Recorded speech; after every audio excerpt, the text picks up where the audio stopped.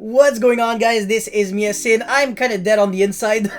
Just finished the remote duel YCS. Went really well. It's unfortunate that after round 6, I was 5-1 and then I lost twice in a row. But even if I won out, I still would have gotten disqualified because this morning I had a huge power outage. Just lost completely all electricity in the entire house. The reason for that is because there was like a huge kind of tornado or something. I think in the part of the US and also in Canada. How did your YCS experience go? Let me know in the comment section below. Anyways, for the OCG, they actually got a new ban list, so let's check it out, and also let's try to analyze it to kind of see if the TCG should follow suit and if we should kind of have the same ban. So before you start, friendly reminder to like and subscribe, check me out on Twitch and Instagram, and let's get right into it. Snack too strong to snap on.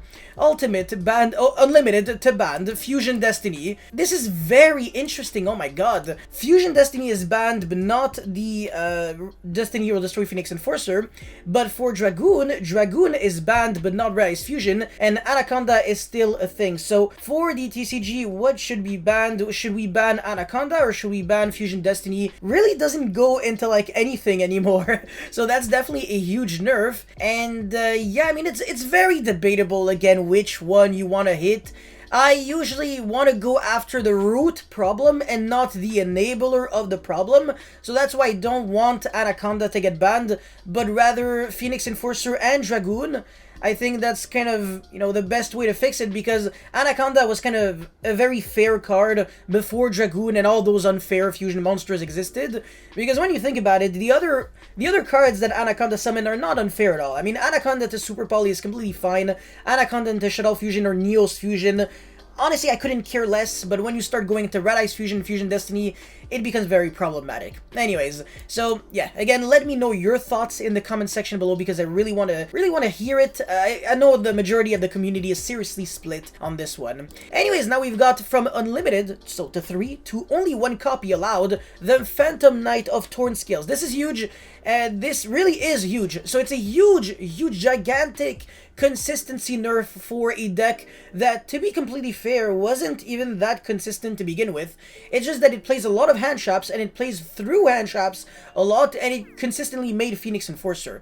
So now that Fusion Destiny is banned, honestly, this deck no longer really has what it really, you know, that much going for it. I mean, it can no longer pop its Artifact Scythe, so the Dagda combo is irrelevant, meaning that combo decks seriously have a huge chance of beating Phantom Knight going second, and on top of limiting Torn Scales to 1, because the card is an absolute necessity. So now if you get rid of the Torn Scales once and it gets banished, that's it. You're not getting it back unless you obviously have multiple copies of Levier, because you're already going through 1 in your combo. But yeah, this is really a big one, especially for consistency, because it's how you want to start your engine. We already had that in the TCG, so Prank Kids Meow Meow Moo to 1. So yeah, it hurts Prank Kids a little bit, but not that much. Obviously, if the deck doesn't go uninterrupted, well, it really changes nothing. And then Crossout Designator went from 2 to 1 because it was literally played in absolutely everything. So what you have to realize with Crossout Designator going to 1 is that you can no longer go Crossout, call Crossout, because obviously you will never have an additional copy of Crossout in your deck since it is now at 1. So this makes it so you can only really like, do you really want to play 10 billion different hand traps just for a one of that you can't really search? No, right? So I think Crossout Limited is the same thing as Crossout Banned. Maybe people will just stop playing it altogether, only play Called by the Grave, or not even play Called by the Grave, and only play more consistency and extender cards, so they don't really have to rely on playing billions of bad cards just so their Crossout can stop more cards. So I think this is where we're going to go moving forward. And the TCG, I think Crossout is garbage. We don't have Maxi, so what incentive is there really to stopping some hand traps that are not even that impactful in theory? Depending on the deck that you're playing, Ash might just do nothing against you, or sometimes maybe it's okay. Valor Imperm, sure, but like, what if your opponent doesn't play those hand traps, right?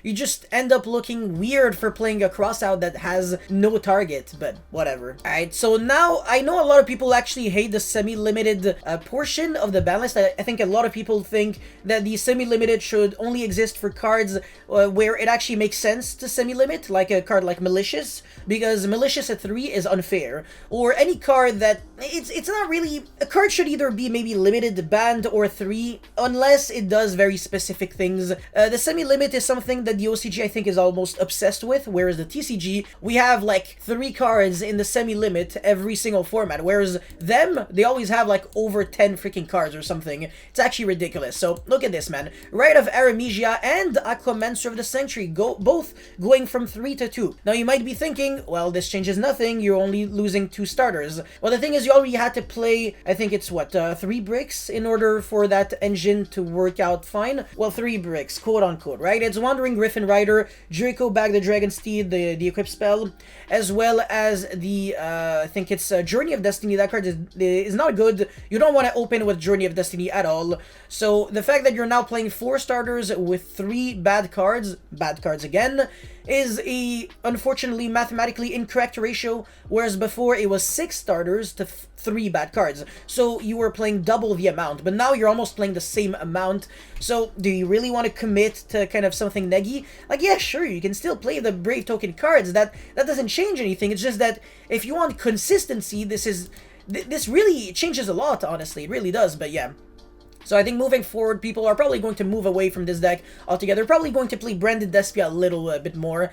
And Tenyi Sword Soul, because the only hit was Sword Soul Emergence, which changes nothing. I mean, it really doesn't impact the deck that much. It went from 3 to 2, but that's it. It's only 1 little hit, whereas Phantom Knight, for example, lost so many cards. It lost 2 Torn Scales with 1 Crossout, 3 Fusion Destiny, 1 Rite of Aramesia, and 1 Aquamancer. Losing 1 card against losing freaking 7 cards or something, I'll take that any day of the week. And by the way, it's completely fine for the OCG to now have 5 copies of Metaverse.